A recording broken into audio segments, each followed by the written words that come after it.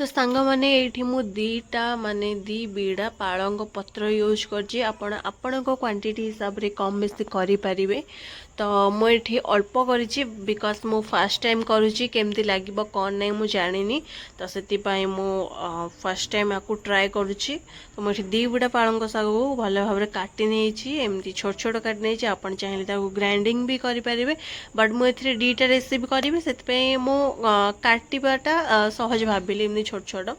तो I think यहाँ भल लगी पारे कि कौन आउ के ट्राए करी कौन आपण मान निश्चय मुझे सेयार करी वीडियो को फुल कंटिन्यू वाच करूँ केमती कौन कर पालंग शाग को एमती छोट छोट करके काटी नहीं कारण टिके सहज हम बोली।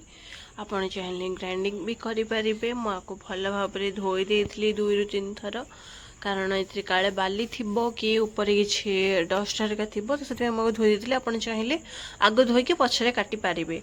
तो ये मु फास्ट पिठो बनाऊली यार जेहेतु मु फास्ट टाइम ट्राए करुँची तो आपण मान सेयार करुँची। ये मु बेसन नहीं अल्प आउ कॉर्नफ्लोर नहीं टिके लुण नहीं स्वाद हिसाब से आपण चाउल चूना भी ए पकई पारे मो पाखे नाला तो सहीटा मु स्किप कर देछि।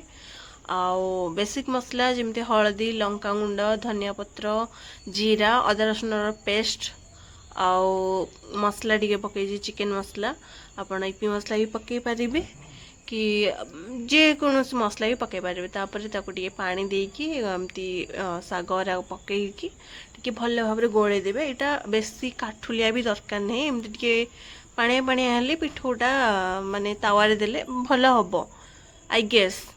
तो जदि मोर किसी भूल हो जाए रेसिपी कि कौन आपण मैंने प्लीज मते कमेंट करी कहबे केमती कौन हुए।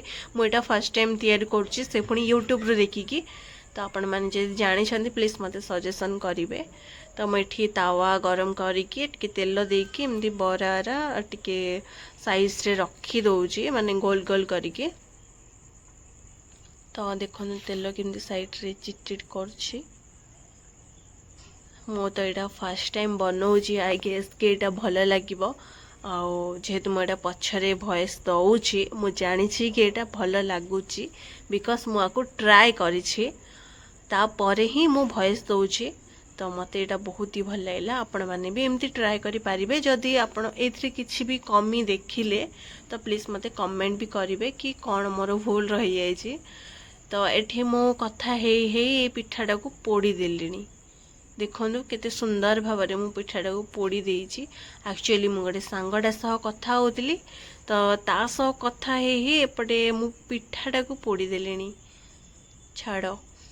तो ये मु भल भाव में पिठाटी को सेकी नौछि कारण एटा जो ओल्टेली पिठाटा ए टाइप री हेले टिके भल लगिबो।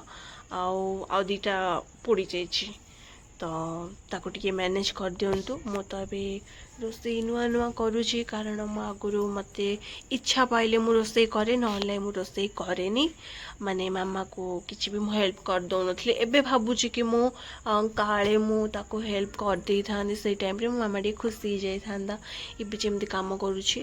तो छाड़ आपण माने ए पिठोटा को देखंदु केमती कोन मु करूची।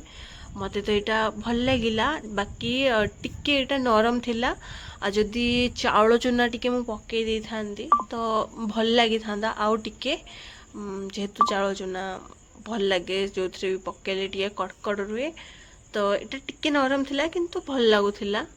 तो मुझे आहरी भी आलू रे गोटे आइटम टे बनई थिली एटा मु यूट्यूब रे देखी बनई थिली। तो यहाँ भी मते बहुत ही भल लगिला माने आलू और कॉर्नफ्लोर माने मसला मसली धनिया पत्र पड़ी कि एमती गोटे फ्रिज रे रखी गोटे करथिले। जदि आपण मान रेसिपी दरकार मते यहाँ कमेंट करी कहबे। एक्चुअली यहाँ बहुत भल लगे से मुझे आउ केबे आपण मानक सह निश्चय शेयर करी। तो प्लीज मते कमेंट करेंगे। तो एबे चलतु आमे रेडी करवा। तो सांग माने एबे चलतु आमे परोटा पालंग बनेबा सॉरी पालंग परोटा। तो सेति पई मु एठी अटा नेछि आपण क्वांटिटी हिसाब रे नै पारिबे। नेक्स्ट बेसन तापरे हळदी गुंड लंका गुंड जीरा जीरा को आपण गुंड करी नै पारिबे। मु एठी गोटा जीरा नै जाइछि। तापरे टिके मसला पकई देथिले आपण चाहिले चाट मसला भी सेथरे यूज करि पारिबे। टिके खटा खटा लगे तो मुझे देनी से बस अदा रसुण पेस्ट नहीं आ जगह आप कंचा लंका भी पकई पारे आउ धनिया पत्र भी पकई पारे बट मोर किसी भी नहीं धनिया गुंड भी पकई पारे बट मुझे किसी पकई नहीं नॉर्मल करी फर्स्ट टाइम जेहेतु बनाऊँगी तो आपको भल भाव गोलैकी चकटी देवे टी अटा टाइप तापर एमती धीरे धीरे करके बेलिए कारण टे फाटी जापे जेहेतु पतला आ पालंग सांग मैंने मत पालंग परटा एत बढ़िया लगिला मु कहबी निश्चय पालंग माने परटा आपण करंतु करिकी खांतु बढ़िया लागिवो माने एटा सॉफ्ट लागु नथला किंतु पूरा हार्ड लागुतला बढ़िया लागुतला टेस्टी आपण कौन से चटनी सहित पे आपको खाई पारिबे मते एटा बहुत ही भल लागिला आई गेस आपण मानकु मोर ए छोटो भिडियोटी भल लागिथिबो तो रहुची नेक्स्ट